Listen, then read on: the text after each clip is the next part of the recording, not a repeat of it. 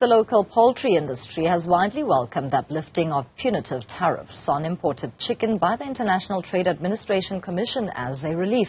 But the sector warns of the impact of South Africa's food supply chain, which is facing multiple crises that threaten shoppers and the economy at large. Logistics and Operations Director at Hume International, Roy Thomas, speaks to us about this. Thank you so much for your time, Roy. Let's really start with the issue of those tariffs and the uplifting thereof. It's been a matter that South Africa has been battling with. Talk to us about the impact that we've seen over the years. Good morning, and thanks for having us on the show. The local poultry industry has lobbied government for many years to implement duty to protect the local market. And while we believe that duties should be in place to protect such a vital sector to the agricultural market in South Africa, we do believe that bird flu has had a negative impact on chicken supply in South Africa. And towards the middle of last year, we started to lobby government in order to request that they would consider a rebate of these dumping duties that have been placed over the last couple of years. In August, the government did respond, saying that they would consider this, and then towards the latter half of last year, they implemented a dialogue between the local industry and the importers in order to determine what would be a sustainable level of a rebate to these duties. And then towards the end of January this year, they actually released the rebate of these duties, which has now returned duties to a level that was seen in 2019. This obviously will have a positive impact in terms of pricing for poultry at the till points. Let's delve into the positivity of that impact, because it's not only going to bode well for the industry, but for the end user, being the consumer, given that the rise in the cost of living is unattainable at this point. We have seen that inflation, especially food-based inflation, has risen sharply over the last financial year. And this has made that your regular basket of goods for your consumer in South Africa has increased significantly. And then you take with the fact that rising interest rates, the cash-strapped consumer is looking for some reprieve. And hopefully the relaxation of these duties will help put a bit more rands in your wallet at the end of the month.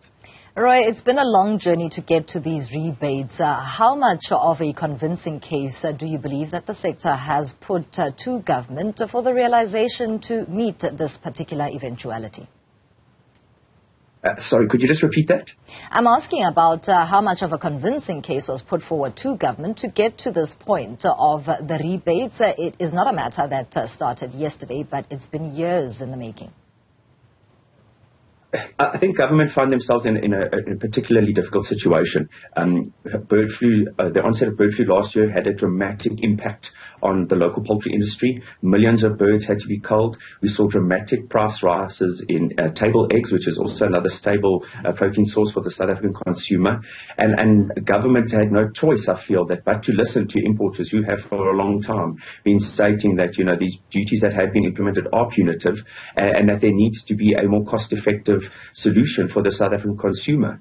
They did consider all sides of the table. I know that the South African Poultry Association have been very vocal on this matter in order to ensure that the duties remained in place. But I feel that, the importers' side of the story for once was able to carry a bit more weight due to the fact that there was a poultry shortage within the country. There is also a negative side of this conversation with the logistics crisis, along with the energy challenges that South Africa faces, and the poultry industry in this country is not scathed from all that in terms of negative developments. What is the impact there? For us, as importers, the biggest challenge has been the port infrastructure. Last year, we saw a severe congestion at all three ports within South Africa, but predominantly within the port of Durban. And this was due to, unfortunately, a lack of infrastructure development over the last couple of years by Transnet. And this resulted in extreme backlogs of up to 14 days, where a vessel would sit at anchor at the bay, waiting for a berth in the port. This obviously increased the congestion. Shipping lines decided to change their routings to South Africa, bypassing South Africa and going to ports in Mauritius and the Far East, for example, and then then coming back on inbound vessels. This has obviously increased the lead time for us in terms of our supply chain. We used to traditionally work on a 3 to 4 week lead time for product to be from the origin to destination. We are now sitting in certain cases of up to 13 weeks before it actually arrives in South Africa.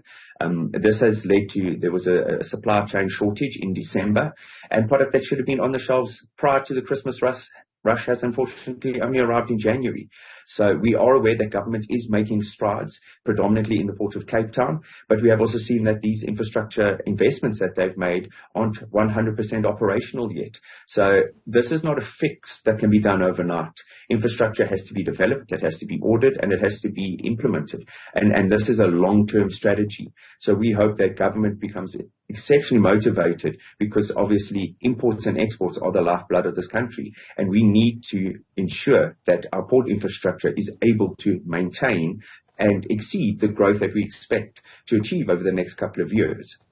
Lastly, on that point, on the eve of the State of the Nation address for 2024, what's the sector hoping to hear with regards to a playing field that is going to be level but also conducive for growth?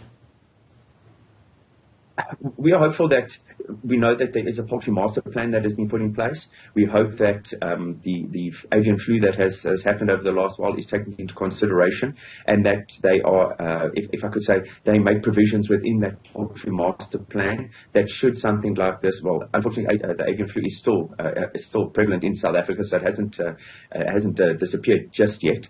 But we would like to hope that government would write proviso into the master plan that should bird flu become a problem again, that, we wouldn't have to go through a consultation process of nearly 8 months before they actually make action that is of benefit to the consumer.